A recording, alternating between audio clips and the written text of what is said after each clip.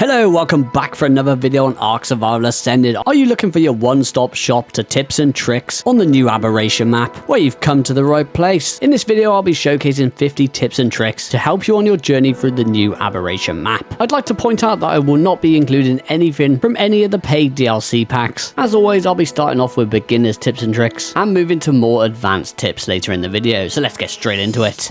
Kicking off the video with an introduction to spawn zones. Even the easy stated zones will see you running into many dangers. So when the spawn zone states that it's hard, it means it's very hard. Portal is relatively easy, however the Basilisk does seem to be more of a common spawn than I'd like to admit. But the fertile lake spawns are the perfect areas to start your journey, leading us on perfectly to the introduction to biomes, with each biome symbolized by a colour indicating the level of difficulty of the biome: green, blue and red. Aberration is a brutal map. In the northern part of the map is the fertile region known as the green zone. It is the best place to build for the majority of survivors. A more beginner friendly biome full of basic resources, a few rare resources, with plenty of beginner friendly creatures found within the region. But it also does offer some more difficult creatures to tame like Ravagers, Karkinos or Spinos. Moving down south into the middle of the map we have the bioluminescent region, aka the blue zone, a much more challenging biome. It is full of rare resources with the most amount of metal any biome in Ark has to offer, with almost every dark rock being a metal rock. Waters are infested with sarcos, Karkinos, jellyfish, eels, and the land is owned by the formidable Megalosaurus, the odd rock drake, and also the bane of my existence, the Nameless, which we will get onto later in the video. If you are able to overcome the harsh living conditions, it can be very beneficial in the long run. Further south and into the deepest parts of Aberration we have the element region, aka the red zone. This region is fully irradiated, so you cannot venture here unless wearing your trusty hazard suit. Not a biome I would recommend building in, that's for sure. Down here you will meet the most dangerous of adversaries: Nameless, Spinos, Megalosaurus, and the most feared of them all, the Reaper Queen. But once again it is rich with rare resources, and most notably home to the rock drake. We'll dive into more detail regarding the rock drake nest later in the video. The surface is the final region, which isn't necessarily a biome so to speak, but with 3 different areas to explore. Venturing here in the daytime will roast you and your tames alive in a matter of seconds. It is the first map to implement a season cycle, either alternating between 10% night and 90% day, vice versa, and 50% of each, which will rotate every 3 days. You can check the percentage of day to night when opening up your inventory. We'll discuss the benefits of the surface in more detail later in the video.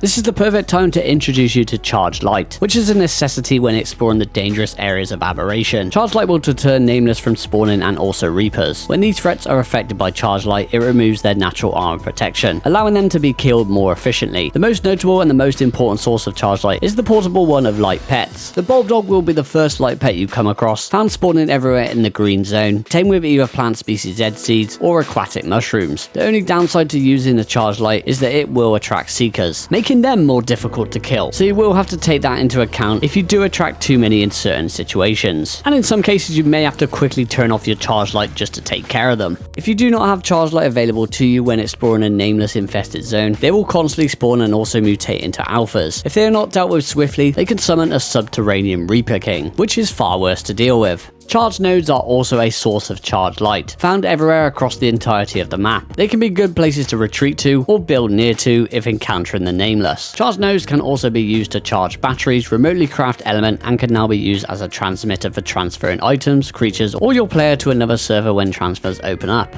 More sources of charged light include glow bugs, which work the same way as jug bugs from Scorched Earth. Suck charge out of its bum, which will charge up any charged batteries in your inventory or either your light pet on your shoulder. The charged lantern is a portable and handheld device that pumps out charged light when having charged batteries inside your inventory or inside the inventory of the charged lantern when placed down, which will emit a directional source of charged light that can be rotated 360 degrees and turned up or down in intensity when accessing its radial menu options. It can also be picked up whenever needed.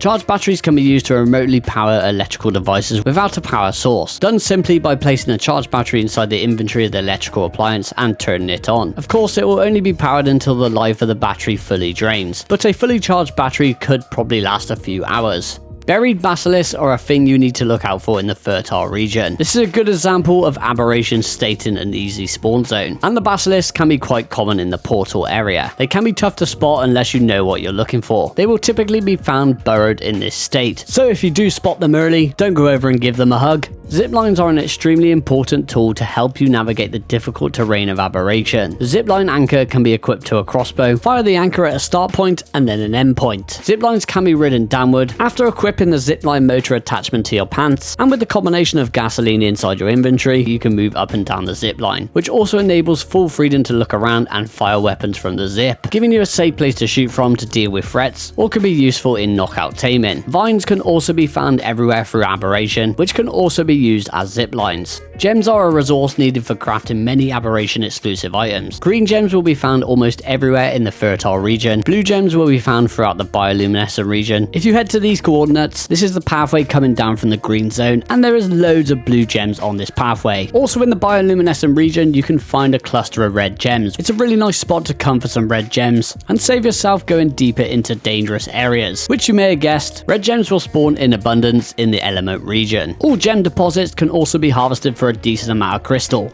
Wild roll rats can also be a viable method of finding gems if you're really desperate. They can be found commonly spawning in the fertile region and the bioluminescent region. Whenever they dig into the ground, they will pop out with a random selection of gems. However, they do not take kindly to thieves and will become aggressive to you, but it can be worth it if you're in desperate need of a few gems. It is by far the easiest method to potentially get your hands on some red gems in the early game. Moving on to a quick guide to spores and mushrooms. We've all been here before where you're there hallucinating, wondering what the hell is going on. You'll first come across the red capped spores, which sometimes spew out a rainbow cloud, so if you do see that, try to avoid it. However, all spore effects can be countered from consuming specific mushrooms, which also grant temporary immunity for a duration of time, depending on how many you chow down at once. In this instance, Aggeravic mushrooms will protect you from these hallucinating spores, and when consumed will also slightly heal your player with every mushroom consumed. It's only a small amount, but every little helps, they say.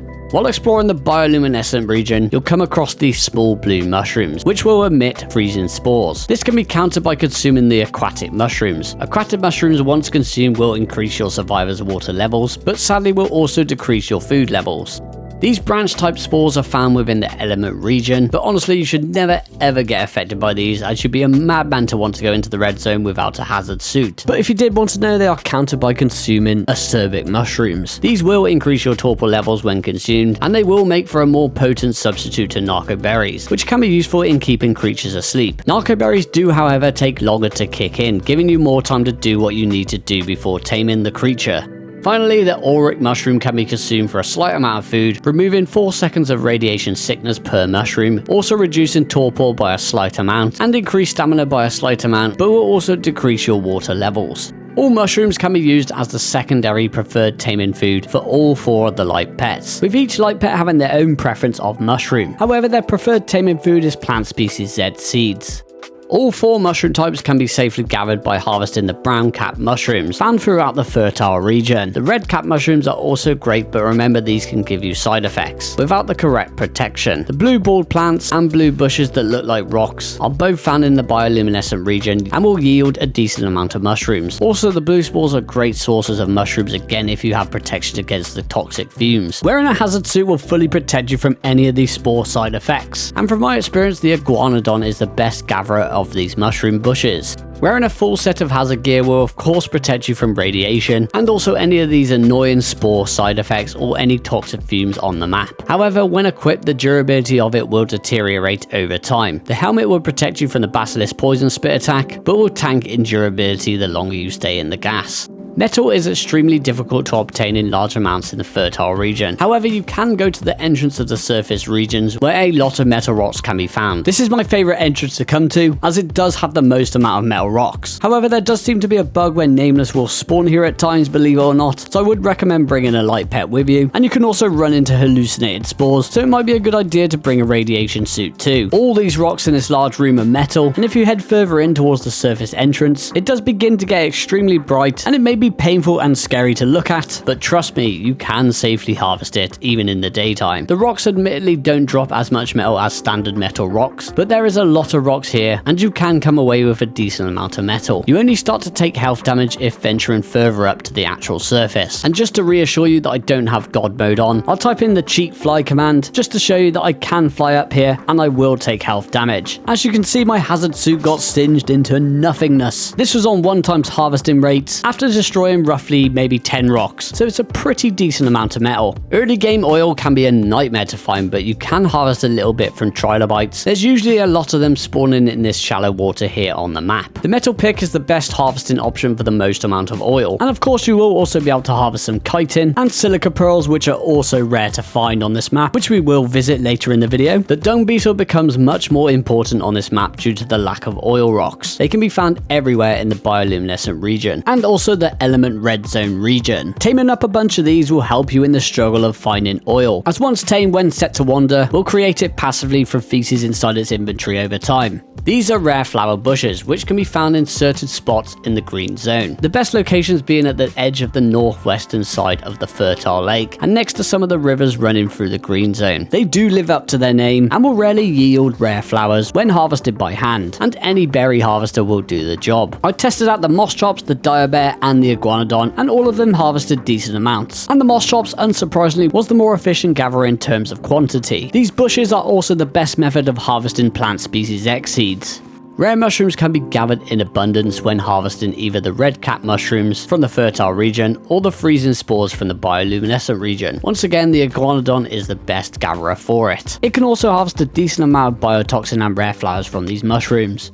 Plant species Z seeds and fruits are an important resource for many reasons. To obtain some, you are looking for these plants, which are found everywhere on Aberration. Stand next to it for roughly 60 seconds and it will spit out a seed. You can then grow these seeds in a large crop plot, which once grown will also emit a light that can deter Nameless. So very useful to plant around your base if living in the bioluminescent region. The plants will produce plant species Z fruit, which can be used as throwables, which can temporarily stun creatures and survivors, can also be used against the Nameless as a source of temporary charge light, but in my opinion it's a bit of a waste for that. They are also used for taming the Ling. Another cool feature of the wild plants, they will slightly boost health regeneration to any player or tame creatures nearby. This used to occur whenever the target hadn't taken any health damage in the last 5 minutes. However, for me in Ark Survival Ascended, it does seem to heal instantly, and it heals pretty well. I would never normally emphasize using your map at waypoints, but it is very useful on Aberration due to the difficult terrain. You can create a waypoint if you find something you like the look of. Save it, and whenever you want to go back to this location, click the waypoint on the map, which will create a tracker for you to easily guide you to that location. And if you are wondering, this is the best metal spawn in the fertile region, which is most definitely worth a waypoint.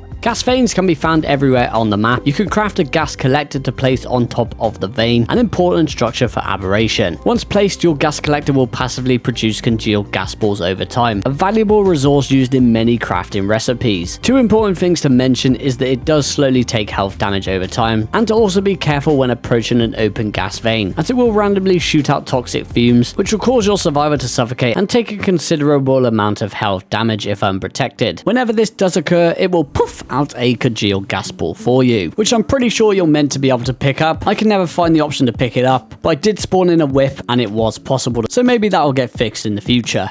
Earthquakes will frequently occur on Aberration, which will randomly drop resources out of the ground. The loot you receive depends on what biome you are in. The fertile region dropping a variety of basic resources, including obsidian, crystal, weapons and tools, including climbing picks. The bioluminescent region dropping a much more diverse selection of rare resources and better weaponry. And the element region dropping even rarer resources and potentially dropping weapons like the fabricated sniper or the compound bow. Earthquakes will also shake the ground and can be detrimental to you if near the edge of a cliff, or when using a climbing pick, as you can lose grip and fall to your doom. So always take extra care when traversing through an earthquake. The glider suit is by far the best new item added with Aberration. Once you master the mechanics, there is no better feeling than falling in style like Buzz Lightyear. This can be used in combination with parachutes to slow your fall, which is handy to carry, especially if you are new to the glider suit. Climbing picks are also handy to keep on your hotbar at all times. These basic items combined give you the best on-foot traveling kit you will ever need. The glider suit will slowly lower the durability of your chest piece every time you use it. So if you are only exploring the fertile region, I'd recommend swapping out your primary armor chest piece with something cheaper like hide, for example, which can easily be repaired on the go. You can then switch back to your primary chest piece when needed. The only thing you have to watch out for is the hallucinating spores. Speaking of repairing on the go, you can also carry the Pliers, which is another useful tool to take with you when out exploring. It can repair items on the go that can normally only be repaired in a smithy, but at a slightly more expensive cost. I mostly take the Pliers out with me whenever I plan on knocking out a load of creatures with a crossbow. There's plenty of times I've been out taming and my crossbow breaks mid-knockout tame. There's nothing worse than trekking all the way back to base to repair your crossbow. Well, you won't have to do this if you're carrying the Pliers, but of course you will need to take a small stash of resources with you for any items you think you might need to repair when out and about. The Ravager is one of the most useful creatures you can tame in the fertile regions, found everywhere here and also in the bioluminescent region. They have pack buffs, so are great if you can tame an army of them, but their traversal capabilities are amazing. Able to scale up and down vines or place zip lines, reaching places most can't. Having a very high weight stat for a creature of its size, and has weight reduction for a wide variety of heavy resources, making them great for hoarding heavy loads. Definitely one of the most beneficial starter tames you can tame on Aberration. No mammoths, no beavers, no problem. The roll rat has you covered. The roll rat is your go-to for farming wood on Aberration, having a whopping 80% weight reduction for wood in its inventory, with a decent weight stat too. If you're in need of fungal wood, you'll be wanting to look for the tall, viney looking trees like this, or the mushroom type trees like this. Both yield a decent amount of fungal wood, and also some rare mushrooms. Admittedly, the roll rat sucks at harvesting any rare mushrooms from these trees, but it isn't the best way of gathering mushrooms anyway. Not only that, but they are very fast when rolling around in their saddle. Plus, if you tame a female, you can name it Daisy Me Rollin'. See ya! With Aberration also comes a wealth of wild new babies roaming the world, with most Aberrant variants having babies, and also Aberrant exclusive creatures like the Ravager, Roll Rat, and even the Karkinos, which is super hype by the way. I love the Karkinos, but always hated taming them. Speaking of the Karkinos, they can also be bred along with Basilisks, a feature I was hoping would have been implemented in ASC during all these years. You can now make these beasts twice as strong with the option to imprint babies. Moving on to gathering cementing paste. Aberration does not have the luxury of beaver dams, but the light bug is a common spawn in all biomes, so you can tame yourself a Beelzebufo and your frog will convert light bug kills straight into chitin and cementing paste. If you can tame up a couple of Acatinas, they can be found throughout the bioluminescent region. They are also a great method of obtaining a good amount of cementing paste, as they will produce it passively over time. But of course, crafting it the old-fashioned way is also viable, with Karkinos spawning almost everywhere over the entire map. Once you have a strong enough tame that can deal with them, you'll have no problems in finding chitin. The Ling can be a pain in the bum to tame, but it makes it a lot easier to build a simple trap. All you need is 4 stone foundations and 16 walls. Place the foundations down as a 2x2, switch the walls to stone doorways, and build them 2 high around the outside. Once you're done, this is what the trap will look like. When getting pelted by feathers, stay outside the trap until the counter at the bottom of the screen reaches 30. Run inside the trap and await the Ling's dive bomb. It gets temporarily stuck mid-animation at the base of the doors, where you can easily throw a plant species dead fruit at it and feed it that biotoxin from your last hotbar slot. Rinse and repeat until it is knocked out.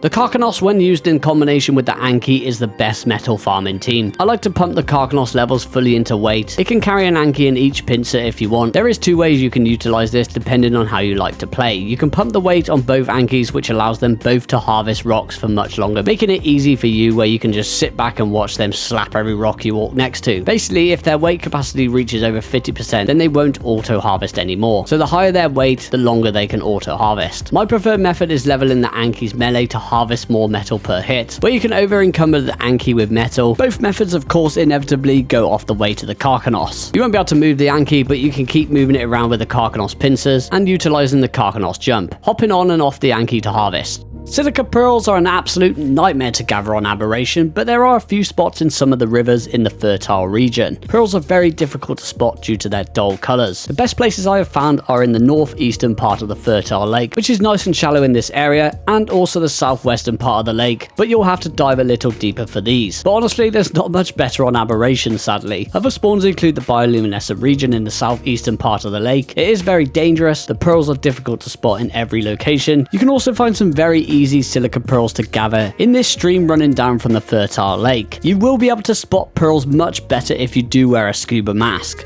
Anglerfish are able to gather silica pearls with their bite. You can find them commonly spawning in the lakes in the bioluminescent region. The fish basket was introduced along with Aberration, and these things are great, especially for anglerfish. You can place them down next to your angler and capture it in the fish basket, which you can use to transport it quickly to bodies of water. And there does seem to also be a pretty big bug when transporting them with the fish basket, as whenever you release them from the basket, you cannot access their inventory, neither can they even gather pearls, which is a pretty big issue as that is what they are used for, which really sucks. So I guess that's another thing to add to the long list of things Wildcard have broken with the release of Aberration. But I guess at least you can still ride your angler to the silica pearls and then gather them by hand. The anglerfish does work as intended if you use cryopods, so it's not all doom and gloom, but it is a big shame about the fish basket not working as intended. But if you are wondering, there is a spoil timer you have to keep an eye on. However, you can refresh this timer by sticking your fish basket onto your hotbar and diving into the water. Hopefully this gets fixed, which will make this tip much more viable.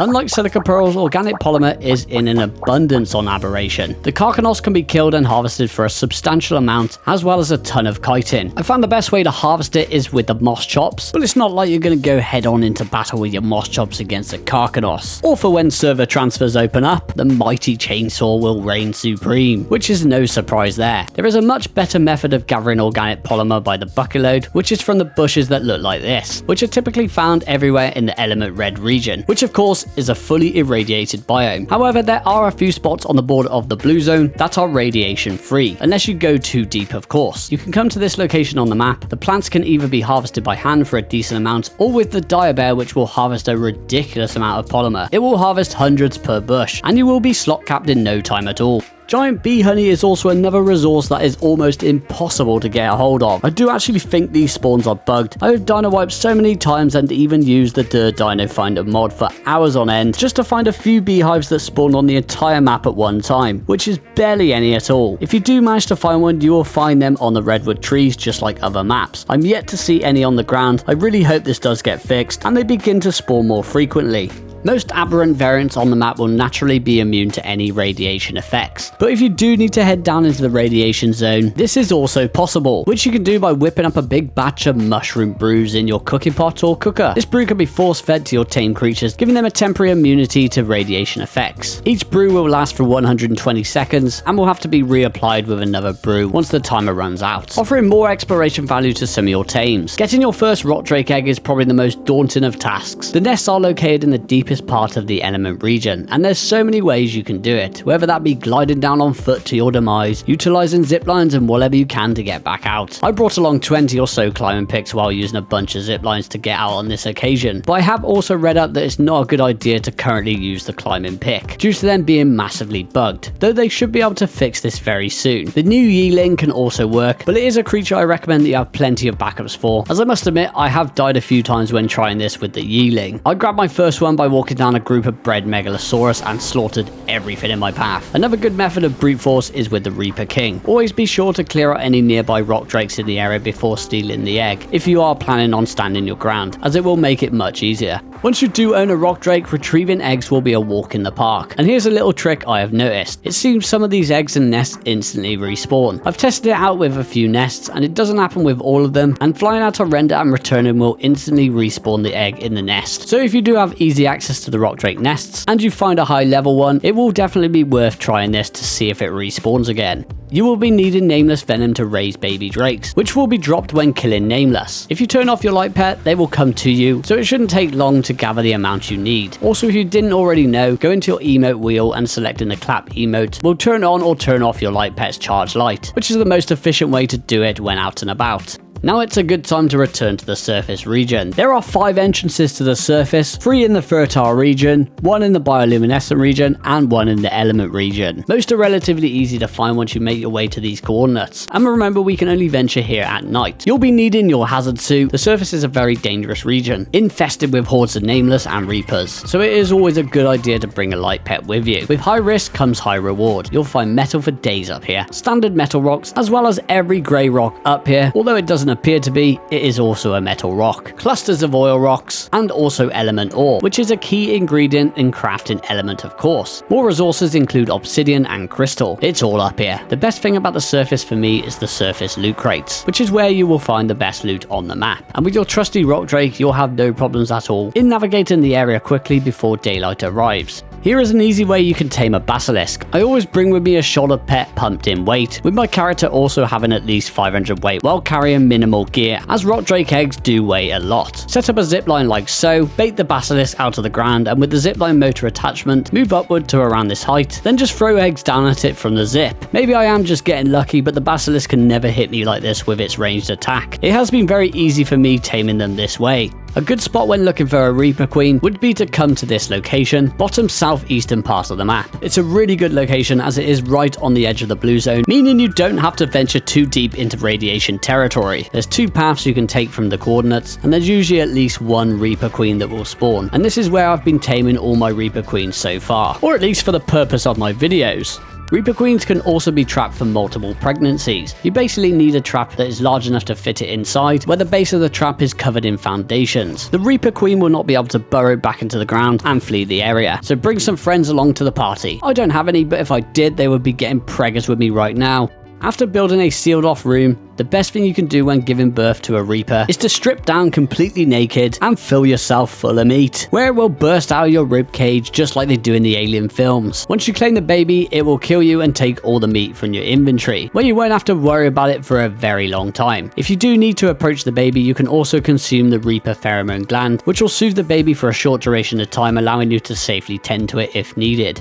The impregnation process is slightly different to ASE, as the Reaper baby levels will now scale with the player level. So basically, the higher level of your character, the higher level of Reaper you can obtain. And from my experience and from what I've read up, if you are impregnated by a max level 150 queen, and if your player is anything below level 105, the embryo will be around level 90, plus the extra levels that you gain from killing creatures, which caps at plus 75, you should be able to pop out a baby around level 165. If survivor level 105 or above, you can pop out a baby around level 197, and if your survivor is level 155, you'll be able to pop out a level 227-ish baby.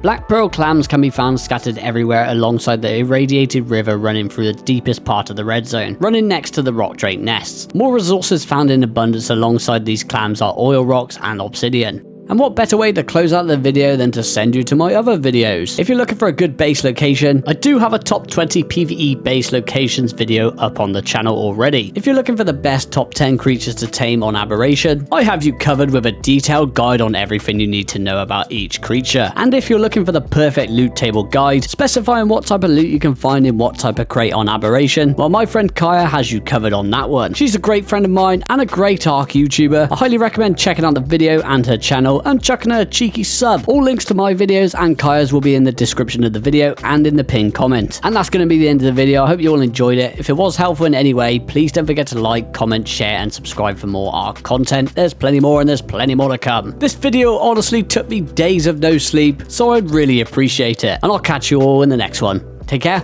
Goodbye.